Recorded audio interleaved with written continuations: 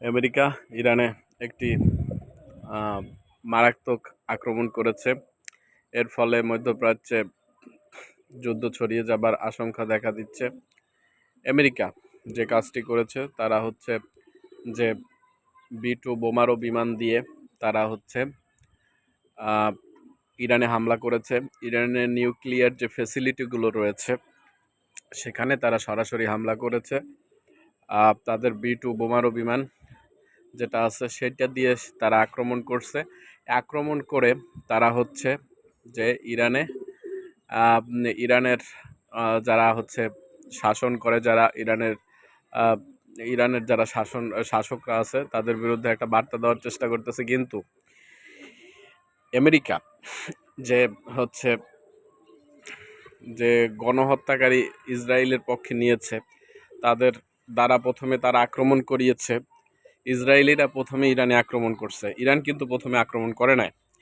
ইসরায়েলের প্রথম আক্রমণ ইরান কিন্তু করে নাই। ইসরায়েল প্রথমে ইরানে আক্রমণ করছে, তারপরে ইরান সেটা সহ্য করছে। তারপর তারা এখন সমঝোতা জবাব দিচ্ছে। তারা একের পর এক মিসাইল ইরান কিন্তু ইসরায়েলে ছুটছে এবং তাদের ভবনগুলো, বিল্ডিংগুলো, বহুতল ভবনগুলো কিন্তু ধসে পড়তেছে।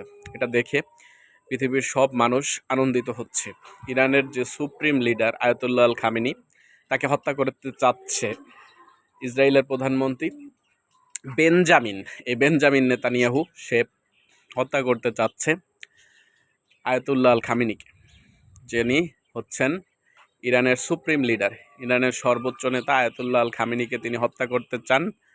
এটা তিনি যে ইরানে আক্রমণ করেছেন, তিনি প্রথমে ফিলিস্তিনের গাজায় গণহত্যা চালিয়েছেন। এখন সে একই কাজ সে ইরানেও করতে চাচ্ছেন, সেখানেও একটা গণহত্যা চালাতে চাচ্ছেন। কিন্তু মুসলিম বিশ্বের জনগণ এটা হতে দিবে না। আমি মনে করি মুসলিম বিশ্বের জনগণ এর বিরুদ্ধে রুখে দাঁড়াবেই এবং পাল্টা পদক্ষেপ তারা নেবেই। এবং ইরানের বন্ধু হচ্ছে যে রাশিয়া এবং চীন, তারা বলেছে আমেরিকা যদি কোনোভাবে ইরানে হামলা করে বা হস্তক্ষেপ করে, কিন্তু তারাও কিন্তু বসে থাকবে না। তারাও কিন্তু এই যে আগ্রাসনের বিরুদ্ধে কঠোর জবাব দেবে এবং প্রয়োজনে ইরানকে সাহায্য করবে তারা, ঠিক আছে, ইসরায়েলে আক্রমণ করার জন্য। এবং আমেরিকার যতগুলো ঘাঁটি আছে মধ্যপ্রাচ্যে সবগুলো গুড়িয়ে দেবে, এমনটাই বলেছে ইরান, ঠিক আছে। তো ইরান যত ধরনের আক্রমণ করে, আর ইরানের আক্রমণগুলো আমরা হচ্ছে আনন্দের সাথে আমরা উপভোগ করব, ঠিক আছে। এটাই হচ্ছে আমাদের প্রতিজ্ঞা।